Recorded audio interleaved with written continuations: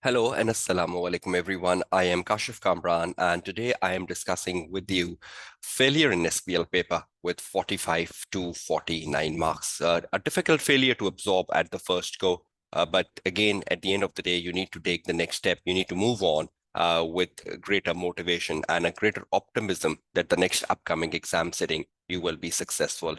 Now, I will be investigating the reasons behind failure and how you should reshape your study strategy for the upcoming exams for SBL. Now, first of all, it's very important that you take the next step, because taking the next step is critical, that either you will be appearing for SBL in June or September, considering your failure. Sometimes it's difficult to absorb the failure, and some students takes a lot of time to absorb it. Or there could be a situation that you were preparing for the next exam while the result came out and you flunked in SBL. So will you take the exam you were preparing for in June and SBL in September? Or will you be giving both SBL and the exam you were preparing for in June? Or if you are failing in SBL for last 3-4 exam sittings, then an ideal strategy would be to take a break from June and appear in September. You need to look at your financial constraints as well. That can you opt for SBL in June or September? Lots of things needs to go in your mindset before you take on your next move, June or September. Now, this is important. Now, once you have taken the decision that I'm going for June, for example, or September, then the next step is to sit down and evaluate your shortcomings, evaluate where you went wrong, having a discussion with your mentor or your teacher to investigate how should I reshape, how should I rethink my next study strategy so I am successful in a strategic business leader exam. And that's exactly what I am discussing with you today.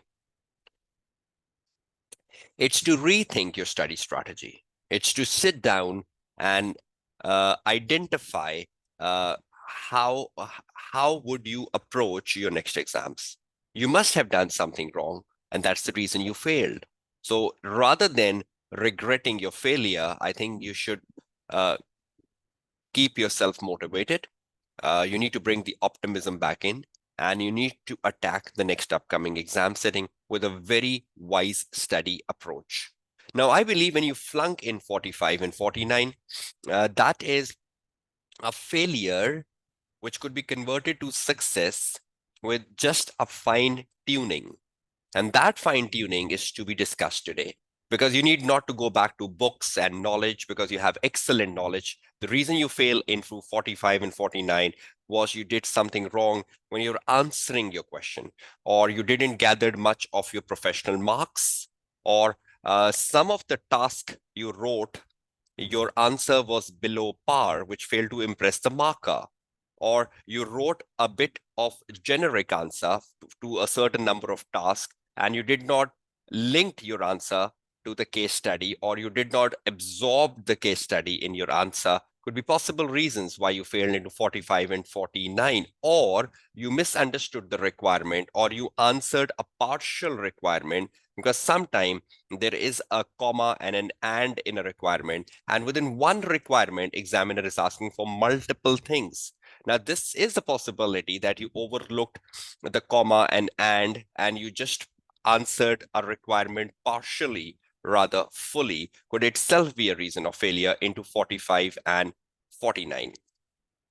Now, when you're rethinking your study strategy for the upcoming exams, with a failure into 45 and 49, and you just need to fine tune yourself, the very first fine tuning you will do is you will practice the papers on the practice platform, the recent ones, right? You will not be going down doing very old papers. You will just keep a focus on the recent ones on the practice platform.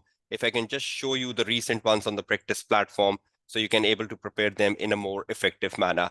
You go to the practice platform, you go to the SBL, and you click on the ACC official resources, you click on the past exam library, and you can see right over here, there are 5 recent papers, December 20, June 21, December 21, June 22 and December 22, 5 recent papers where you need to invest your time, where you need to sit down, do them, read them, plan them, write the answer, 100% answer for all the 5 papers. 5, and if you want to go further, then you click on the practice exams and you have 3 practice exams here, 8. But I prefer 5 is mandatory. The other 3 is optional, will vary from a student to student, but 5 is mandatory. The 5 actual exams to be done, read, plan, the answer written. 3 practice exams optional. Under the practice exam, by the mid of May 2023, ACC will publish the June mock exam. So you have to do the June mock exam as well. I'll come back to it when you should plan the mock exam if you're preparing for the June exams. But if you're doing the 5 actual exams plus 1, the mock exam, which comes under the practice exams later, so that's a total of 6. If you're doing the 5 actual exams with 3 practice exams, that's a total of 8, plus 1 mock exam, that makes the list to 9. But again, I'm saying the 5 actual exams are mandatory and the mock is mandatory. Practice exams will vary from a student to student, because with a failure into 45 and 49, even if you do the 5 actual exams with the mock, is quite sufficient to fine tune yourself with the right definition you need to pass your upcoming exams. Now, when you write the answer to the 5 exams, how would you know you've written the right answer or the wrong answer? Now, that's the next big question. Can you get it checked from a tutor? Do you have a facility like that? Have you enrolled in any course with your tutor or with any college, which gives you a facility of giving you a feedback on the answers you've written? If that is the case, that's an excellent way to get yourself evaluated that what I am writing is right or wrong. If you don't have that sort of a facility, don't be disheartened, because there are other good ways to self-evaluate your script. And that is also recommended for the students who are even enrolled with a tutor or a college. What should you do? You've written the answer? Okay, now the next step is review 3 latest examiner reports. I'm not saying answer, examiner reports, to identify your shortcomings. 3 latest examiner reports. Let's see what are 3 latest examiner reports and then tell you what you need to do from the examiner reports. Okay, you can see the 3 latest examiner reports on your screen now. You have the December 22 examiner report. So you have done the December 22 paper, right, from the practice platform. Then this is a webinar for examiner report. This webinar for examiner report was conducted in March, but this contains the examiner report for December. So just ignore it. Then you have the June 22 examiner report, and you've done the June 22 exam question on the practice platform, right? And the latest third is December 21, and you've also done the December 21 paper on the practice platform. So December 22, you move back June 22, and you move back December 21, 3 latest. The webinar covers the December 22 report, so that's just a repetition. So you're doing 3 latest reports from December 22 to December 21, and you have written the answer for the 3 papers already. Now, how will that help you? Identify your shortcomings. Now, examiner have given you the feedback in the examiner report for question number 1, for the task number 1, for the task number 2, for the task number 3, the task number 4, that what the student did good, what the student did bad, you should not do this, you should do this, you should avoid this, so on and so forth. Every task has been covered in detail by the examiner for the do's and don'ts and the good and the bad. So you keep your answer for the task 1 and you start to read the examiner feedback for task 1, and you say, okay, the examiner is telling me in the feedback of the task 1 that you should not do this. Oh, I have done that in my answer. Just cross it in red in your answer, or just mark it in your answer that this is what I should not be doing. Go on reading the task 1 feedback, 2 feedback, 3 feedback. You will get to know from the examiner feedback that students should do this. And you say, oh, I've also done this. So that's something appreciable, right? That you've done something the examiner was saying you should do it. So you will get lots of do's and don'ts for every task. Some of them you must have done, some of them you must not have done. There might be lots of don'ts which you have done. There might be lots of do's which you have not done. So you can have a constructive appraisal of your task one answer, and you will learn lots of good things with that, lot of value addition, because that value addition which you are learning from the criticism of the examiner report will help you polish your real answer. If you are able to identify the shortcomings, suppose you wrote the answer for December 22 and you're reading the examiner report for December 22, task number 1, 2, 3, 4, 5.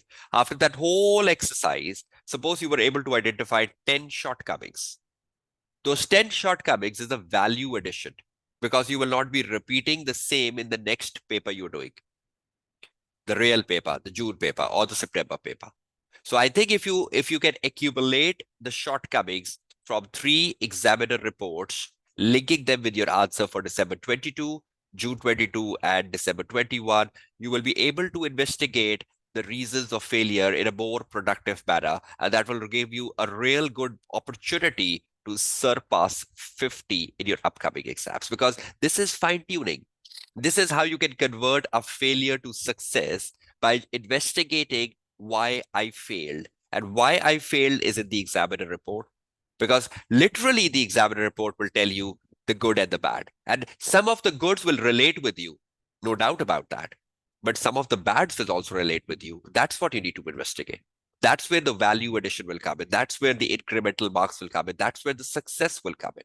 So even though if you have a support of a tutor, this is something you should all do. This is something even a self-study student will do, and even a student enrolled with a tutor at a college will do, because this is critical to identify your incremental marks for the upcoming exams. And if you're able to identify the shortcomings, every shortcoming is an opportunity towards success, because you will overcome that. Next, read examiner answers. Now this time it's the answer, the favorite area of students. Of the recent 3 exams. Recent 3 exams, again, December 22, June 22, and December 21. 3 recent exams, read the answer with some reservations. What are reservations? It is very, very important to understand that whenever you take a look at the examiner answers, examiner has given a note before he starts writing an answer, a very big note at the start of the answer. That note is very important. And the examiner himself tells that this is a tutorial answer. This is an answer which is far bigger than the real answer you're writing in the exam hall. Examiner is also telling that this is my judgment. This is my perception of writing the answer. Your perception and your judgment will vary. If examiner has used a certain model, you can use another model, because you need to exercise judgment. Model isn't the best answer. Not one model isn't the best answer. And sometimes there are different models which can produce the same answer. Sometimes even you can do an answer without a model, because model isn't the best answer. At times when you apply a model, the model can find your answer.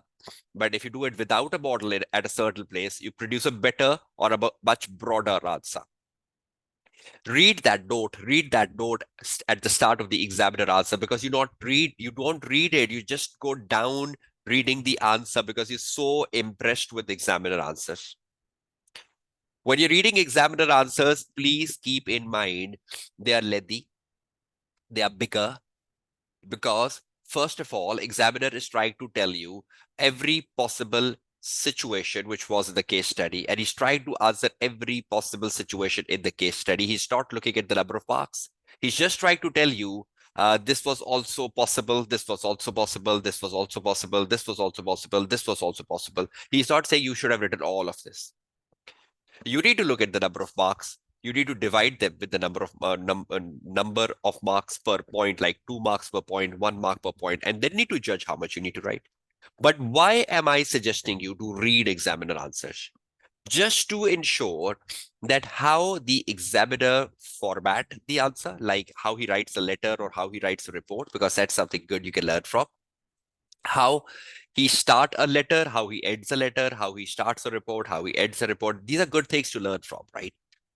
If the examiner is writing a point, how he develops a point. I'm not looking at how long he wrote the point. That's not my subject matter. That should not be your subject matter.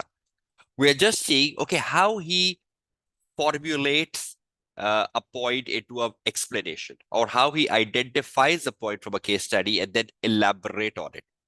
That's something I can learn. That's something I can be impressed with. And that's something I can bring that to my answers. So examiner answers can become a source of learning. But if you idealize an examiner answer, if you try to replicate the examiner answer in terms of the length, in terms of the number of points you write, you're going on the wrong track, because probably you have not read the note, the big note at the start of the answers, which you should be reading. And that note is so well written by the examiner to tell you the reservations. But if you're just reading through the examiner answers, the frequently asked questions, which comes from the student community, says, should we write that much? Examiner answers are very long. Examiner has written for a 10 marks answer, 12 points. Should we write 12 points for a 10 marks answer? These illogical questions will come in because you have not read the note at the start of the examiner answers. If you read it, these questions will automatically be eliminated. So read examiner answers for getting something good. The formats, how to start, how to end, how a point is developed, but don't get distracted with examiner number of points, length of answer, because that's not what you're idealizing. I know students do idealize that, but that's something you should not be idealizing if you're listening to this part of my presentation in an effective manner. So read examiner answers, because this is how fine tuning will come in. You flunked into 45 and 49, and there is no book knowledge here, right? Practice, reports, answers. There is no book, because you need a book if you flunked into 20, 20, 25, 30. You need to go back to the books, but there is no book with the failure into 45 and 49. Do the mock. I just guided you. The mock will come by the mid of May. Do it once it's published. But you should plan to do the mock for, if you're preparing for June exams, you should plan to do the mock exam, I think, on the 30th of May or on the 1st of June, once you've done with everything. Do mock as late as possible. And even after you've attempted the mock, you can review the mock answers to see your shortcomings. And I think ACCA also do a walk debrief as well, which is available to all students. You can get hold of that ACCA walk debrief to understand what was the shortcomings in the mock answer you wrote. And I also do a walk debriefing, but you need to pay for that. That's part of our webinars, and I'll come to that shortly. Read recent articles, the one published in the last 3 months, in the last 4 months. You should be aware of that. And the recent 3 articles is the application of new technology, part 1 to part 3. 2 of those parts were published before the March exams went in, and one of the part was just published a month ago. So if I can just show you through that examiner articles, the recent ones. Okay, you can see the technical articles in front of your screen now, and that's under the syllabus area E, technology and data analytics. You click on it and you reach technology and data analytics. Look at this 3, application of new technology, part 1, 2, 3, such an emphasized area by examiner. You might get something from here in your upcoming exams, particularly the part 3, which is about cloud technology. So you should be aware of new technologies covered by the examiner, the benefits, the drawbacks, the challenges covered by the examiner of the new technology, because this could possibly be one of question in your upcoming exams, whereby you need to give an advice to your board or the chief executive about an introduction of a new technology or the benefits of the introduction of a new technology. Something like that could be possible in your paper. So better put time on the recent 3 articles published in the syllabus area E, and you should be aware of that. If financially possible, I know there is a lot of financial distress, particularly in the country I'm living in, Pakistan, and lots of other countries are facing economic worsenings in the last year. And so with inflations rising and your expenditures becoming more tightened, if financially possible, do buy and watch my Webinar for Success June 23 bundle, which is available as a pre-recorded version. That will really help you fine-tune your success. Doing papers, reading reports, reading answers, doing the mock exam, reading the recent papers. But on top of that, if you can take a webinar bundle, what will you get inside the webinar bundle and how would you refine yourself? If you buy the webinar bundle, June 23, which is pre-recorded, you will get access to my December 22 webinar and March 23 webinar, which is not publicly available on YouTube. These are paid contents, exclusive contents. And in these webinars, you will get hold of exam techniques. You will get hold of how to write an answer. You will get hold of examiner criticism. You will get hold of reading examiner reports. Everything I've just guided you what you should be doing. You will get the tutor perspective in those webinars, December 22 and March 23, where I've solved the recent and latest papers. A total of 18 hours of intense exam practice of recent papers, plus guidance on marking scheme, how to write a good answer, the do's and don'ts. Videos on all new articles since September 22 till June 23, including the application of new technology part 1, part 2, and part 3 is part and parcel of the videos. So all articles published since September 22 is part and parcel of the package. Guidance on reading and planning to build up a good answer, and you will get hold of my June mock debrief. So I'll do my debrief myself. It's not the ACC debrief. I'll just be going over the question, will be guiding you how you should have written the answer, the do's and don'ts, and you can then compare your answer with my debrief to self-evaluate yourself. I will not be marking your mock, but you can just play the video and keep your answer with you and self-mark where you were good and where you were bad. The WhatsApp number is given at the bottom of the screen. You can contact me and you can get hold of the details of the SBL webinar to success. But once you're messaging me, please ensure you write, I want to take admission to SBL webinar to success, so I can give you the right information. It's not very costly. Very low prices considering the financial situation going globally. The prices have been rationalized as much as possible, so to benefit the wider student community. How to enroll for the webinar? You can visit the website lms.kashifkabra.com.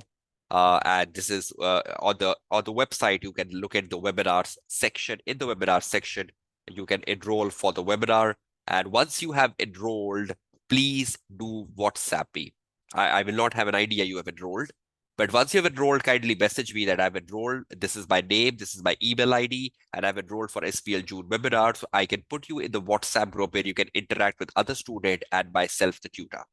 So this is how you can go about it. So this webinars is only your option if you want to, if you have a financial opportunity and you can invest, you can go ahead with it. But if you don't, it's not mandatory. The something which is mandatory is definitely number 1, number 2, number 3, number 4, number 5. Number 6 starts with if financially possible. So if you can, you go ahead with it. Else, just do the number 1 to number 5 as a fine tuning for your upcoming exams. So this was a short session just to guide you about how would you rethink your study strategy, how would you fine tune your study strategy to produce success in the upcoming exams. So this is Kashif Kamran, and I'm signing off from the session Failure in SBL paper with 45 to 49. And the session was organized by my own academy, which is KKDL. Have a good day. Take care. Goodbye and Allah Hafiz.